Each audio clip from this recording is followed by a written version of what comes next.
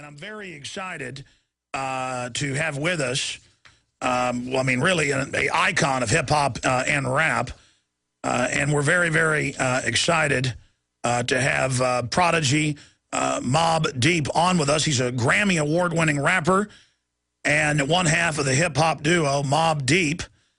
He recently served a 3-year sentence. Oh, for the evil Second Amendment. That's right. Boy, I tell you, they went after him when he started exposing the Illuminati. And he was recently featured in the 2011 documentary Rhyme and Punishment, a film that documents hip-hop artists who've been incarcerated. He is the great-great-grandson of founder of Morehouse College, and a new book, My Infamous Life, the autobiography of Mobb Deep's Prodigy. I don't know how long we've got him, because I think we got time zones scrambled, and we're about to go to break. But I've got so many questions for you, sir, and we appreciate you joining us today. Not a problem, Alex, man. I'm a big fan. Well, we're a fan of your work. A lot of people constantly ask me, and we're going to go to break here in a minute, about Illuminati. They see Jay-Z, all these rappers doing, you know, all these weird Illuminati symbols and things like that. I know folks are going to pause that now and say, I was making those. I'm making those to show people. That's how they do that online. But the point is, you've exposed them. Bottom line, what's your take on that? I mean, to me, you know, it's definitely not a joke, man. It's a lot of real stuff going on out here in this world. Secret societies are real. You know, it's definitely very obvious, you know, that they're at work, and it's at play in the music industry, in the food industry, politics. Everywhere you turn is everywhere. You just got to read the signs, you know what I mean? The writing on the wall, basically, is all in front of your face, you know what I'm saying? Yeah, once people just learn about it and do a little research about it all, they'll be able to see, like, oh, wow, I understand what's going on, you know what I mean? Absolutely. You've got the floor. Lay it out. Break it down. I mean, this reported letter, when you were set up and sent to prison for exercising your Second Amendment rights, I mean, did you write this letter? And because it's very poignant, and, you know, I agree with much of it. So you got the floor. Yeah. I wrote a lot of letters while I was in there, man.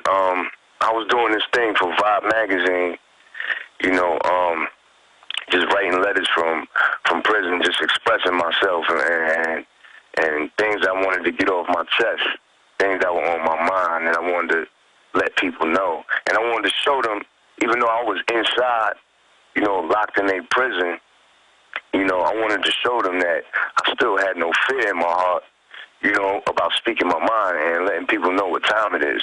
There's no reason for me to fear, because it's really nothing. There's nothing they can do besides kill me, and I'm not afraid of that. You know what I mean? Like, I don't think right now they at the point where they would take it that far. I think they, like, this plan that they got into effect, and it's been in effect for hundreds of years or whatever, I think it's so embedded in people's brains now. They got people so brainwashed in this world that they don't even really care anymore, you know what I mean, about people like Alex Jones, people like Prodigy. Like, they're like, go ahead and tell the people all you want. We got these people so brainwashed, there's nothing you guys can do about it. That's how they feel, you know what I'm saying? And when I say they, I mean, you know, the powers and the structures that's in place, you know, that's there to control us. You know what I mean? Absolutely. I mean, looking at it, well, it's twofold. 30, 40 years ago, if you talked about this, they would give you a fast-acting cancer. They would kill you. It's on record. Much of it's been declassified. But people still had courage and got the word out. And so because so many people spoke out, they've now flipped it and said, okay, we're growing the opium in Afghanistan. Okay, we're shipping the cocaine in. Okay, we're shipping the guns into Mexico to blame the Second Amendment. And so they've decided to just go with the revelation of the method instead, because they're desperate. But if we really try to shake people out of their trance, as you and others are doing across the board, we can beat them if we can get people out of the trance they're in. Yeah, definitely. You know, at the end of the day, you know, I always say, like, God always wins at the end of the day. You know what I mean? Good always going to beat evil at the end of the day, man. No matter how bad it's looking, you know what I mean? No matter what's going on, you know what I mean? Good is always going to win. You know what I mean? But right now, you know what I mean? The devil definitely got the world in the headlock. You know what I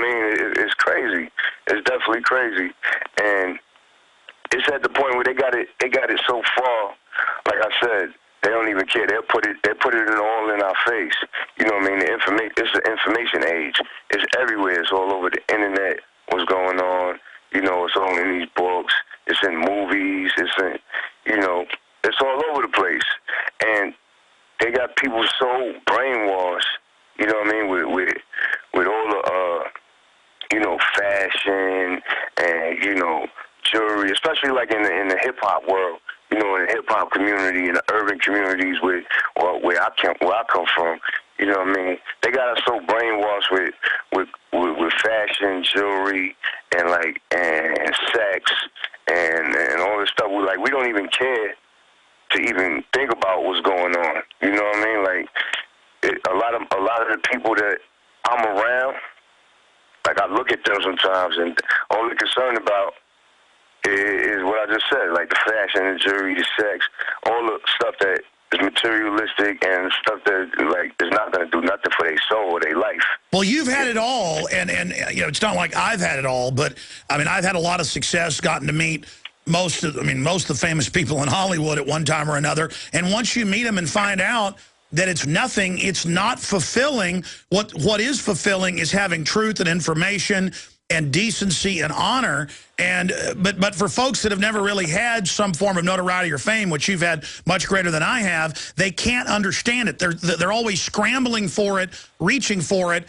Do you agree with that statement? And what can you say to young people and others that feel unfulfilled because they're not somebody making $10 million a year like a top rap star? Man, I would say it's not all about that, man. Life is not about you know, that chasing that dream.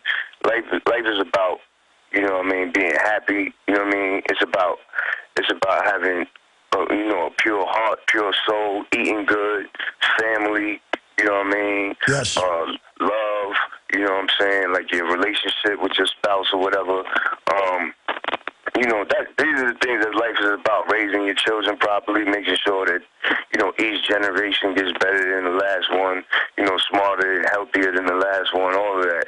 These are the things that life is about. It's not really about chasing all these crazy dreams, you know what I mean? Because, you know, even though people want, you know, people want success, you know, anybody wants to be successful, you know what I mean, in life and have some decent money where you could be comfortable and things like that. But, you know, some people really just take it too far and they get caught up in that whole money and success thing, you know what I mean? Yes, I think it's a hierarchy of needs. Success is great as long as you don't compromise to get it, and as long as the success itself isn't the goal. Success in doing good, success in beautiful art, success in developing things, that's wonderful. The globalists, the controllers, create a false success and set up false icons for us so that we'll chase, basically, it's false idols.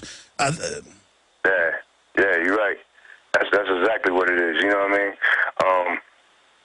Yeah, man, it's bad, man. It's bad because, you know, I try to reach out and, you know, share the information that I know with a lot of people. You know what I mean? Just stuff that I've read over the years and learned about what's really going on, you know, with this government and what's really going on, you know, in this world and everything, and how we should really be living and taking care of our families and our life. And I try to share a lot of the information with, you know, my friends, my peers, or whatever that I grow up with, or that I'm around a lot. And I had to learn the hard way that, you know, you can't just push information on people. You know what I mean? They gotta want to know it. You know what I mean? They gotta want to change their life. They've got to open the door. Yeah, exactly. You know what I mean? And it's sad that it's like that, but really that's how it is, man. You know, I know a lot of people now that I see, they like, yo, Prodigy, man, what can I do? Like, I was getting a lot of letters while I was in prison, right? And people would write me and say, yo, Prodigy, what can I do, man? I'm trying to share information with my homeboys, my friends, and they're not listening, they don't care, And I would write them back, like, listen, they got to want their information, man. You know, they got to want that change in their life, man. You can't just make people, you know what I mean, change. That's something that that's a phenomenon that has to happen on its own. You know what I mean? I'll tell you what, Prodigy, stay with us. We've got to go to break for just a moment. Prodigy of Mobb Deep is our guest. Prodigy of Mobb Deep, legendary icon of hip-hop and rap, is our guest, really exposing the Illuminati program. And we were getting into, folks, coming to him and saying, we're trying to wake up, folks, and they're not listening. It's because they're following a false mirage, a false culture sold to them by the social engineers. But the good news is we're beginning to break through. And one of the most common questions I get is, get Prodigy on. He's talking about stuff you're talking about. So here he is, sir. And you got cut off by the break. This is a short segment. You were talking about people have to want it. And then let's get into your view on the Illuminati and who's running this system. Yeah, so, like I was saying, it's hard to get people to listen and to get people to want to change. They got to want that change on their own. That'll never happen. You can't force somebody to want to change their life and change their way of thinking to understand what's really going on, that they've been manipulated. Their parents and their grandparents have been manipulated. It's hard to break somebody out of that spell, and their way of thinking and their belief system. You know what I mean? Because Yes. they're in a comfortable space where, it just shatters their whole entire world, and their way of thinking. It hurts too much. It's way too comfortable for them to just stay the way they are. You know what I mean? Well, it's like Neo in The Matrix when Morpheus gives him the red pill, and he goes, look, all I'm offering is the truth, nothing else. Yeah, exactly. So, that's a difficult thing, and I found that real challenging, growing up and dealing with the environment that I come from, that street world where, it's a lot of knuckleheads, you know what I mean? It's real difficult to reach them, you know what I mean? So, yeah, I had to learn the hard way that, I just sit back and the people that are around me that notice what I'm all about and the things that I learn and, the things that I put in my music a lot. And those that want that change in their life, they'll come to me. I don't even have to find them. You know what I mean? How did you begin to awaken? I mean, it was about 1989. I went to high school in Manhattan. I went to art and design, where I met my music partner, Havoc. You know what I mean? And back then they used to have these tables out in the street on random corners in like Queens and Manhattan, Bronx and Brooklyn, all the 5 boroughs or whatever. They used to have these tables, and it was like Muslim guys selling books. You know what I mean? Or they looked like they were Muslim to me. You know what I mean? Because they had on the garb, the hats, and the whole get up or whatever. So I used to stop at the tables and I used to buy this coconut oil. I like how it smells, you know what I mean? Yes. So, Stay there. Let's come back. We've got Prodigy of Mobb Deep on with us right now. Long segment coming up. And also, Prodigy, when we come back, let's plug all your websites and things. There's so many of them. I want to make sure I get the right ones out, so we'll drop those on people.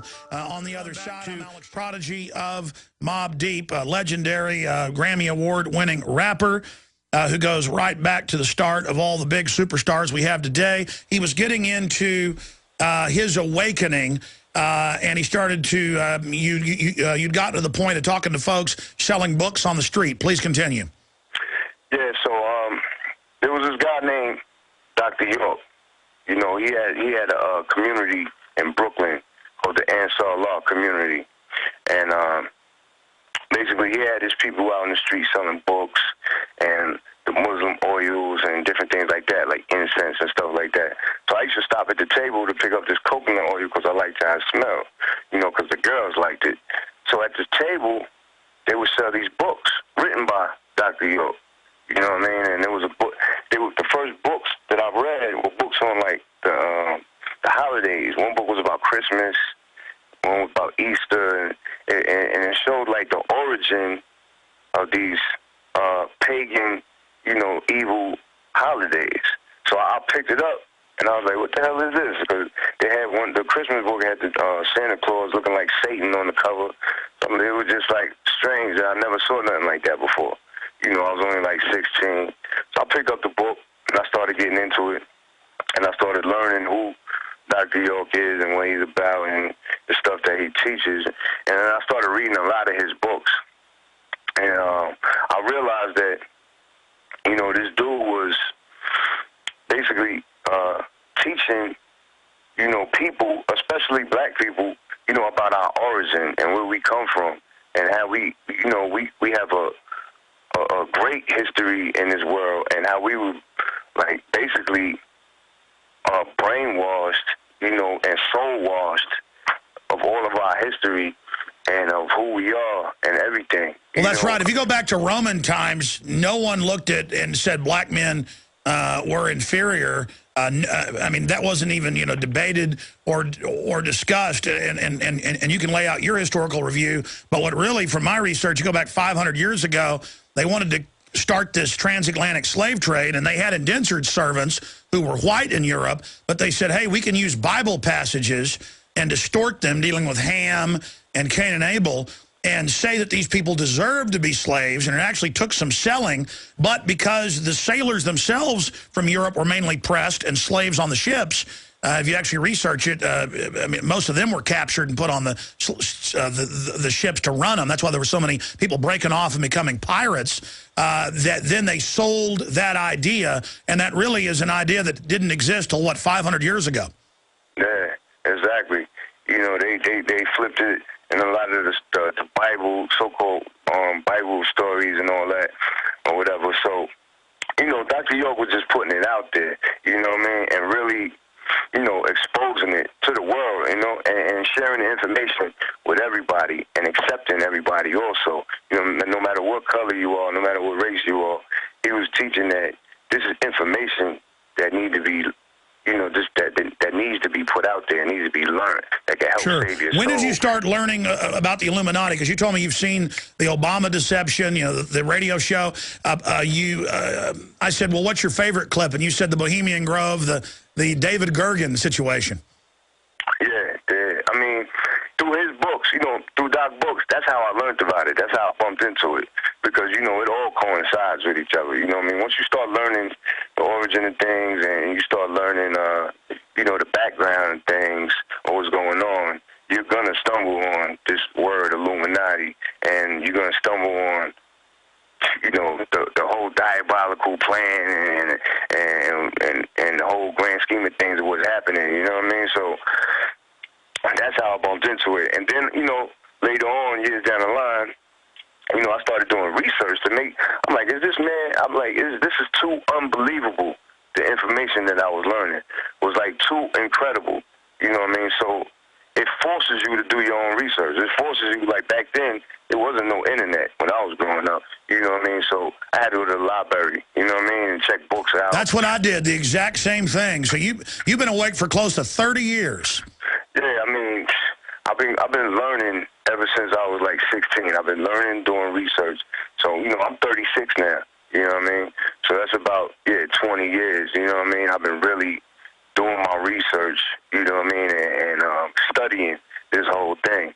You know, so I started in the libraries, finding old books and just passing around information that used to get passed around the street, like different VHS videotapes that a lot of the people that I knew in the street life, like a lot of my criminal friends, you know, they weren't all just just dumb criminals running around. A lot of them were very intelligent. You know what I mean? A lot of them... Well, that's the economy, like they say in The Godfather, that for 100 years they've been shipping the illegal contraband into those black neighborhoods to make that the zone where it was acceptable. So people say, oh, look, these people are criminals. Well, the point is that's the economy that was set up there by the system. Exactly. You know what I mean? Exactly. And it's a... it's a stereotypical thing that people look at us like, oh, whatever, he's just or whatever, you know what I mean? But anyway, a lot of my friends, you know what I mean, we would pass around information to each other, videotapes of like, I think it was called Illuminati 2000. It was this crazy show And we used to watch, and they had, I forget the guys' names on there. Anthony Hilder? Yeah, exactly. Anthony Hilder, and the other guy with the glasses. Ted Gunderson. Ted Gunderson, he just died over the weekend. Oh, yeah? Yeah. Well, Jordan Maxwell. Oh, yeah. Guy. They used to be on those tapes a lot with Anthony Hilder. So we used to watch those. We used to pass them around, and this is how we got more into it. We like, damn, I started seeing these tapes. I'm like, hold up. This is the same thing that Dr. York was talking about. So the dots started connecting. You know what I mean? Then when the internet came around, I would research all the things that I was learning from Hilda, Maxwell, York, and from everybody. Then I bumped into your information, Alex Jones. And I'm like, wow, everybody is saying the same thing. You know what I mean? It got to be real. You know what I mean? And we'll look at Skull and Bones. ABC got footage. They're worshiping Satan, doing mock human sacrifices. Then I go into Bohemian Grove. Here are the Christian conservative leaders and corporate leaders worshiping a big stone owl and bringing male prostitutes in. And people are like, oh, let them have fun. The point is they're not who they say they are out in the public. Yeah, they're doing all this ritualistic murder and rituals on little, they molesting little kids, doing satanic sex rituals. Like, this stuff is really going on in this world. Like, you know what I mean? You got sick people like Jeffrey Dahmer and different people like that. And I believe that it was a different background to it, why he was doing what he was doing. I think it was some ritualistic things going on. Absolutely. They set him up as one of their little ghouls. They always have their Renfields or their Igors who are their minion servants. Then look, it's now come out in the Chicago Tribune that Halliburton and DynCorp run giant child kidnapping rings. Guess who runs most of the private CPS grabbing? DynCorp.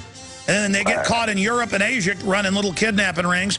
Well, they just do it out in the open here and take your kids, and then you don't know where they go. I mean, it came out in CNN in Florida 5 years ago. Thousands of children missing. And they found a bunch of them dead. Nobody gets in trouble. Just like they're dealing the drugs. I want to talk about that with Prodigy, Mobb Deep on the other side of this break. We'll give you his websites, tell you about his new book as well. And our final segment with Prodigy of Mobb Deep. We're going to get him back up in the near future and play some clips from the audiobook of his new book that's available also in book form, My Infamous Life, the autobiography of Mobb Deep's Prodigy, available Amazon, everywhere else, Grammy Award-winning rapper. I'm not going to get into all the lore, but if I don't get into this with you, people are going to get mad, Prodigy. Obviously out there constantly, you've been talking about the different icon rappers that are making hundreds of millions of bucks, that many of which you came up with and knew, who are just constantly selling the establishment view of the world, nothing but materialism, and constantly showing Illuminati symbolism. Can you talk about why you think they're doing this? Are they trying to brag that they're with the Illuminati? Do they want to get into the Illuminati? Are they part of the Illuminati? And why are you angry about this? I mean, it got to a point in my life where I had to step back and look at my own self. You know what I mean? I had to look myself in the mirror like what are you doing? You know what I mean? I was promoting a lot of the wrong things, and at the same time, I was putting the information that I was learning through all these books, from you, from, Hilda, from York, and from everybody that I was learning from. I was putting the information in my music. You know what I mean? I was like mixing the medicine with the food. You know what I mean? So they wouldn't be able to really taste it, but it was in there. You know what I mean? No, I got it. You were going with the bling and some of the nomenclature, but it was so basically people would come check out the real message.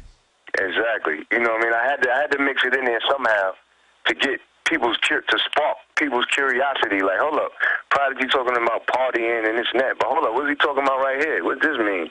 To spark their interest. I was trying to be strategic about it almost. You know what I mean? To spark people's interest and what else I had to say. You know what I mean? And I got to a point in my life and my career where it's easy to get caught up in that lifestyle. You know what I mean? Fast money and all that type of stuff. The sex sex, drugs, and rock and roll, quote unquote. You know what I mean? So, you know, I had started slipping at some point, and I had to catch myself. You know what I mean? And look myself in the mirror like, yo, dogs, what are you doing? You know what I mean? Like, you really bugging right now. Now it's time to go all the way. You know what I mean? Because you're bugging. You know what I mean? So I had to catch myself, and I got to the point where I just got fed up, and I got pissed off, and I said, you know what? I'm not rocking jewelry no more. Number one, I'm not doing certain things anymore, and I'm doing it to make a statement. You know what I mean? To let people say, yo, why is P doing that? Let's listen to what he has to say. You know what I mean? And basically, I started, you know, looking at the other people in the industry, and I just started picking out certain things that I've seen. Like, why is this person doing this? You know, Jay-Z was just one example of, and one of the biggest examples of, you know, artists in the music industry. You know what I mean? Because he's so popular and so big, you know. And the community where he comes from out there in Brooklyn, this is where, you know, the guy Dr. York is also from. And Jay-Z was part of that community, the Dr. York community, you know what I mean? And he had learned all that information that York was putting out and all the information that I know, you know what I mean? Jay-Z was learning that also. So he knows what time it is, you know what I mean? But he just doesn't promote it. You're saying, what I mean? bottom line, in a way, he's a turncoat. You know he knows all this information, but he's clearly decided to join it. He's decided to, hey, I'm gonna Benedict Arnold this. Yeah, I mean, from the looks of things, it looks like, you know, that he has chosen sides. You know what I mean? For lack of a better term, he's chosen a side. You know what I mean? And the side that he chose is money, power, and you know, he doesn't really care to spread any type of information that might help save somebody's soul.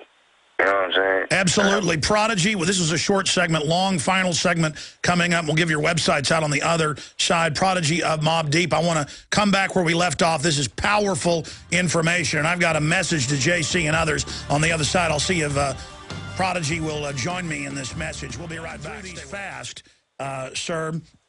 We've seen rappers in the media demonized lately, and you were one of the only people to actually come to their defense for calling out Obama. What's your view of President Barack Obama? I mean, my view on him is that, you know, number one, you can't be a president of the United States unless you're part of this bloodline that they got going on that goes all the way back to, you know what I mean, European royalty, you know what I mean? Who believe that they're related to Jesus and Mary Magdalene. They're completely delusional. Yeah, exactly. You know what I mean? So they got this bloodline going on, and whether people believe it or not, it's very real. You know, you will not be an American president unless you are linked and part of this bloodline, and Obama is. You know, he's a part of that. That's why he was allowed into the door. That's why he was placed where he's at now. Well, he's related to what I mean? Cheney and Bush.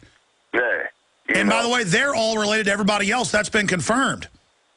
Yeah, I mean, it's definitely linked. I heard a lot of people say, oh, well, all humans are related. No, I'm not talking about that. I'm talking about, you know, first, third, fourth, fifth cousins. Like, I'm talking about very related. Like, this is your family. You know what I mean? Your mother is this person's cousins, and like I'm talking about real related. Yeah, they would come to the family reunion, that closely related. Well, it turns out that that Bush and Kerry, particularly, even MSNBC did a breakdown. It's like I got a French bulldog. It's super related to all of the French bulldogs. I mean, it turns out they're cousins on every side, in every angle. Third cousins, fifth, ninth, 10th, 15th. I mean, it's just all related. Yeah, exactly. So, you know, Obama's a part of that. And whether he knows it or not, you know what I mean, because I don't know that man. I haven't got a chance to pick his brain, so I don't know, really. I can only assume, and I can only look at the facts, you know what I mean? And from what I see, you know what I mean, whether he knows it or not, you know, he's down with this whole, you know, conspiracy, you know what I mean, to rule the world, basically. He's a part of it, you know what I mean? And, you know, to brainwash people and to kill people, genocide, you know what I mean? Everything that's going on out here that is just so fantastic, you really don't want to believe it. You know, Obama's down with it. Well, Prodigy, what about the fact that he increased the funding for the basically forced abortions and population reduction in Africa?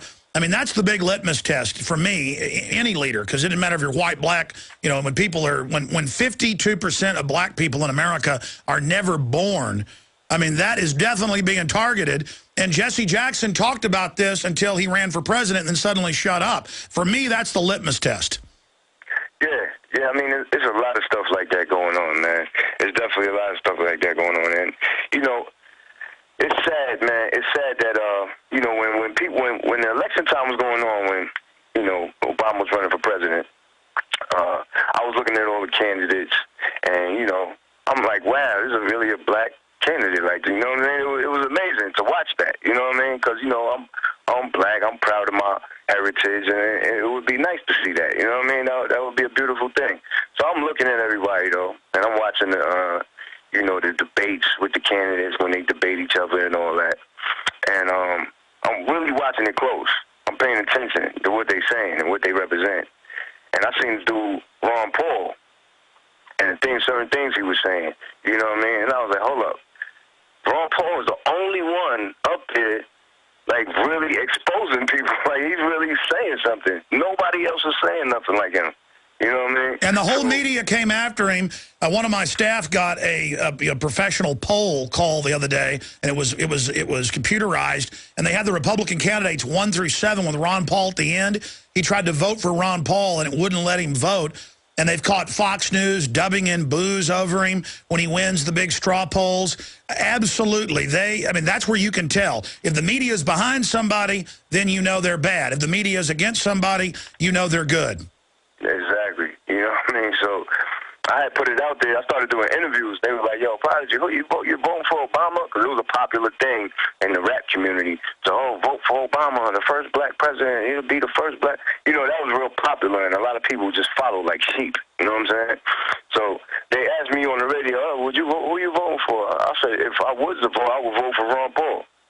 You know what I mean? And they were like, what? They couldn't believe I said that. You know what I mean? Like, everybody in the hip-hop community, they were just like, oh, Prodigy, you crazy. The first black president, he's black.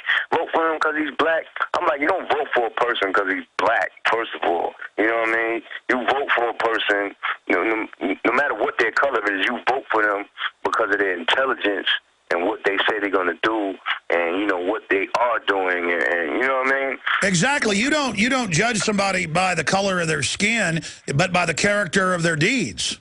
Exactly. You know what I mean? So this is what I was promoting to people, and they tried to, like, almost demonize me, or like say, oh, Prodigy's crazy. What's wrong with this guy? He's just ranting, and he doesn't know what he's talking about.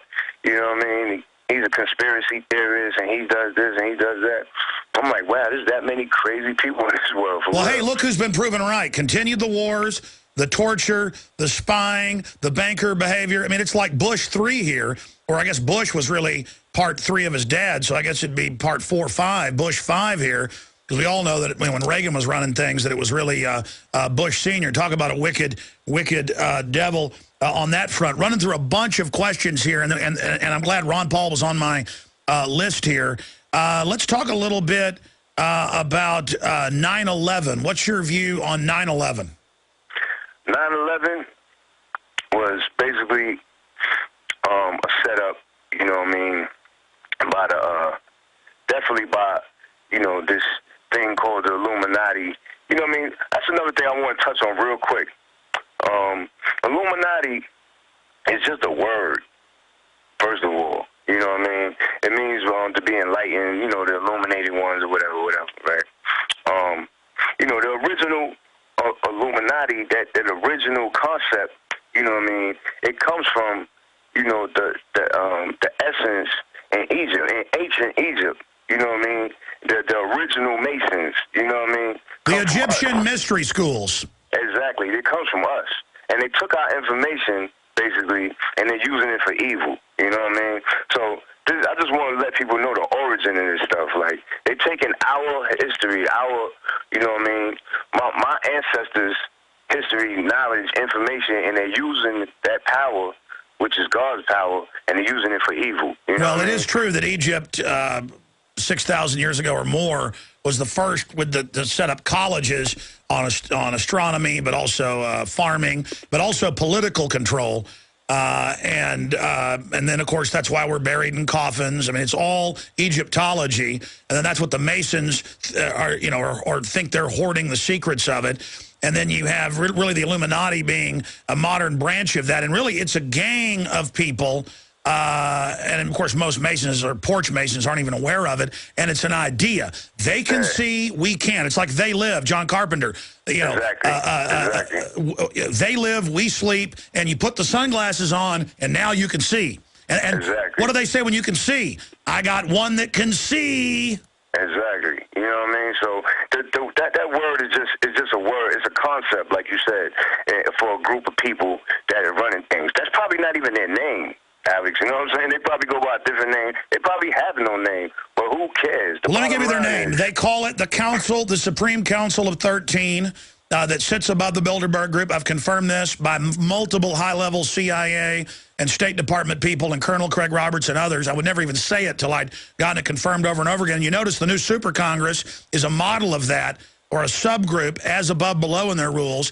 You have 6 House, 6 Senate, and Obama as the head of the Council of 13. Again, Jesus and his 12 disciples, the 13 colonies. They always repeat it over and over again. Yeah, you know what I mean? But the bottom line is it's happening. It doesn't even matter what their name is. You know what I mean? It could be the round table of grand wizards, dumbasses. Like, who cares what their name is? It's really happening. You know what I'm saying? So the bottom line is on 9/11, you know what I mean? What they did was they killed 20 birds with one stone. You know what I'm saying? That's how I like to say it. You know what I mean? Because they changed all kinds of laws. They changed all kinds of they changed people's mentality, the way they look at the world. They pulled off one of the biggest ritualistic murders, you know what I mean, that ever happened, you know what I mean, live for the whole world to see, you know what I mean. I put a line on one of my songs that you were just playing in the intro about how they lit the pentagram on fire, you know, in the Pentagon. That's a pentagram they set fire that day. It's the center of the pentagram, yeah. Yeah, so it was on fire. Like, and they only do that in satanic rituals. They light pentagrams on fire. You know what I mean? So I think it was more than just, something hit the building or whatever. I think they really lit it on fire for a reason. You know what I mean? Oh, they admit that wars are ritualistic slaughter. That goes back to the Romans with the gladiators. It began as a sacrifice, but instead of the priest cutting your heart out, we have people kill each other in the ring. And the ancient Greeks said human sacrifice. This stuff does not change. And for the outer initiates at Bohemian Grove, it's mock. But then for the inner initiates, it becomes real. And then once they've compromised you there, now you can engage in the mass murder and death openly. Now, I've read, and I want to see if this is accurate, that obviously you have a right to defend yourself, a famous, wealthy person. I mean, guys that, that close donut shops at midnight are, allowed to carry guns even in cities that have restrictions. And I've read that you got set up for having a gun to defend yourself, a multimillionaire, probably 50 times over, I don't know. And that again, in New York, you're not allowed to defend yourself, and that's what they sent you to prison for, and that was basically done to punish you because of what you were saying. Well, that might be a little extreme to say that. You know what I mean? People might have the wrong idea of what really happened. Everything is not, and this will help. This will help calm people down a little bit too with all the conspiracy stuff. You know what I mean? Everything is not a conspiracy. Some things happen because you did something wrong, and there's no big conspiracy behind it. You know what I mean? I did something wrong that day. You know what I mean? The street, the life where I come from, is dangerous, man. The environment where I come from is dangerous. And I'm not out there running around trying to hurt people. I'm not doing none of that. But you have a right to have a gun. I think that law's wrong. Yeah, but you know what? The gun was illegal that I had. You know what I mean? I have a right to have a gun as long as I follow the steps and follow the law and get it the right way. You know what I mean? The gun I was carrying was illegal. It was a legal firearm. I wasn't supposed to have it. I wasn't licensed to carry it, none of that. No, but see, but there's only a few spots, Prodigy, where that's the case, and a law that's unconstitutional is null and void. I don't want to Look, I would use this example if you weren't here because it's a good one. It's true. You know the first gun laws were against black people in this country. After the Civil War, they said we can't have those folks being armed, so it started. And there's only a few cities, Chicago, New York, and others, where it's almost impossible to own a gun. For me, it is crazy to especially be a famous person with all the, I bet the stalkers and stuff you've got, and to not have a gun. I mean, listen, I got a gun right here with me right now. And it's not because I'm living in fear, I'm living in strength. I mean, I got to tell you, you were falsely imprisoned. And I know it's a way to, man up and say, well, I did wrong. I'm not going to say it's, that I was put in prison. But, and I don't want to end the interview on that. But, I mean, shouldn't you work to get rid of New York gun laws so everybody can defend themselves? I mean, yeah, that would be a beautiful thing, man. It would definitely be a beautiful thing to do that. You know what I mean? Yes, I think it's pure bull. I mean, I understand, it's like good sportsmanship. Okay, I went to jail. I'm not going to say I was innocent. But, I mean, well, okay, I'll use this one on you. There have been a lot of laws in this country that were unconstitutional, haven't there been? Yeah, there have. You're right about that. I can think of a couple right now. I bet you can think of some. You're definitely right about that. You know what I mean? But, I just wanted to let people know it wasn't like, oh, they came after me because he's talking this stuff in his songs. That's not what happened. You know what I'm saying? No, I hear you, but if you were playing along, then it might have gotten dropped. And I know that stuff goes on. Yeah, you never know with that. You know what I mean? That it was definitely. I'll tell you this much: during my trial, the arresting detectives came on the stand and they actually lied. Like cold lied in my trial. See? You know what I mean? It was like a big lie to make sure that I got locked up because it was an illegal search. It was an illegal search of my car. So they got on the stand in the trial and they said, oh, we saw the gun in his hand when we walked up on the car, and that wasn't true. Okay. They had to say that. Bearing false witness in court? I mean, yes. That's as bad. See? Look, the government's been caught everywhere. In closing, I'm sure you've heard about the government now admitting they're bringing the opium in. Can you believe that? They just admit it? Yeah, it's crazy. Well, listen, Prodigy, this has been absolutely incredible, and I really respect the work you're doing, and I'm glad you're getting a good message out to people. And I tell you, I know you love New York, but you ought to move somewhere where there's the Second Amendment, because you have a right to defend yourself. And I look forward to having you back up in a month or so and play some clips of your audiobook. Definitely, man. I look forward to coming back too, man. You know what I mean? I appreciate you having me up here. You know what I mean? I want everybody to follow me on Twitter at Prodigy Mobb Deep. Absolutely. Give it out one more time. At Prodigy Mobb Deep. Follow me on Twitter. And then, of course, there's the main website to get the new book. Fire that out at us, Prodigy. Yeah, the main website is themustinfamous.com. And, folks, follow me at The Real Alex Jones at Twitter and Infowars.com. Prodigy, let me say bye to you during the break.